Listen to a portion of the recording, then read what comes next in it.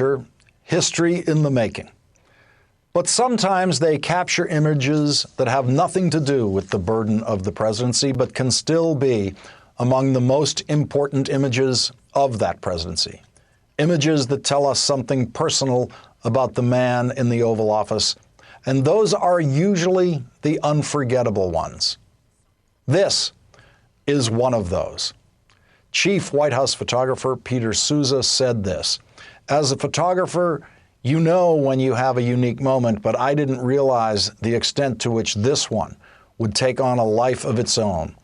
That one became an instant favorite of the staff. I think people are struck by the fact that the President of the United States was willing to bend down and let a little boy feel his head."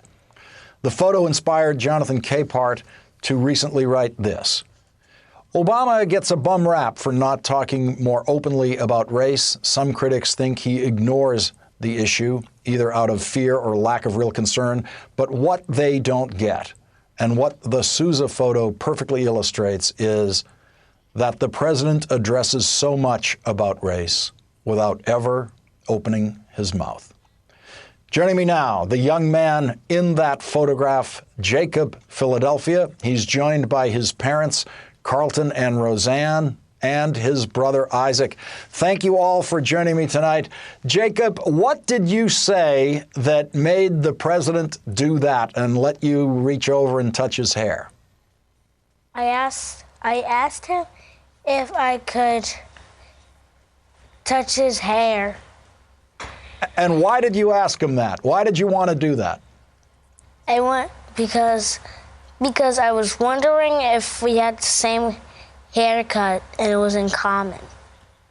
And what did it feel like when you put your hand over there? It felt the same. Carlton, Dad, you have unpredictable kids, it seems. Did you have any feeling in the Oval Office, a place where you'd been before working in the White House, that Jacob might do something like this? Well, it was surprising. I mean, I knew that his mother had told me that every time he goes to the barber, he always tells the barber that he wants a haircut just like President Obama. And so on the way there, I said, hey, look, if you guys have any questions, just make sure that you raise it with the president. And it was very surprising that he actually raised that question. But it was memorable. I never expected the president to actually bend over and allow him to touch his hair. It was well. You were observing a White House tradition. You served on the staff of the National Security Council. You were leaving that job, and it's traditional for people to get a picture and a family picture with the president on the way out. Isaac, what was it like for you to be in the Oval Office with the president that day? It was special. I believe that it was a certain moment that I'll never have again, or possibly will not.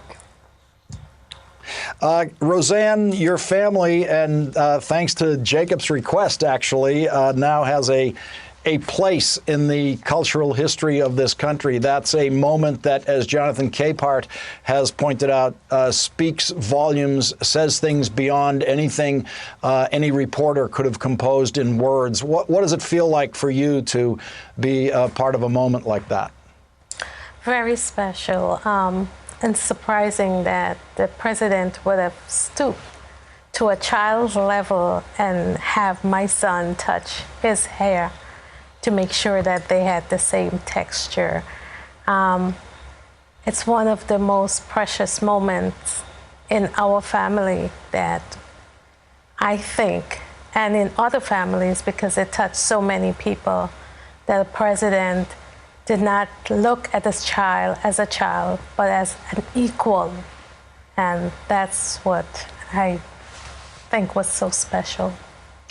Jacob, as your dad can tell you, they are constantly changing the pictures that they put up on the wall in the White House that the White House photographer takes. But your picture has stayed up there since it first went up there a few years ago. How does that make you feel, knowing that your picture's still there? It makes me feel amazed that it's still there and it's not there anymore. Are you hoping maybe to work in the White House yourself one day, like your father or like President Obama? Yeah. Isaac, how about you? You think you might go back into that building someday with a job there? Yep. Well, your father has led the way. You got to take notes from your father. Pay attention to him. He'll tell you exactly how to get there. Jacob, Carlton, Isaac, and Roseanne, Philadelphia, thank you all very, very much for joining us tonight. Thank you. You're welcome. You're welcome. Welcome. The Ed Show is up next.